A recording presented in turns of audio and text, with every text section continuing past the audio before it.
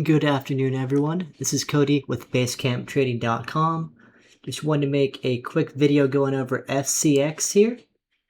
Ticker FCX on the daily chart. I'm watching this resistance zone up in this area, up at 72.09, 71 area. So if it gets above 72.25, it'll get above this high right here.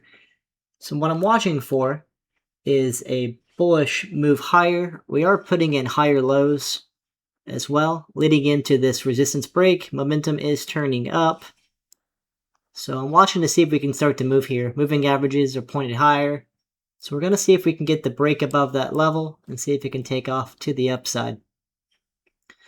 And we have this nice trend line across the lows here. So watching to see if that will trigger and move higher here in the next couple weeks. But if you like this kind of content and you want to check out our trading rooms, we do offer a $7 1-month access trial. You can check that out. If you want to email support@basecamptrading.com, you can get access that way. But thank you and have a nice day.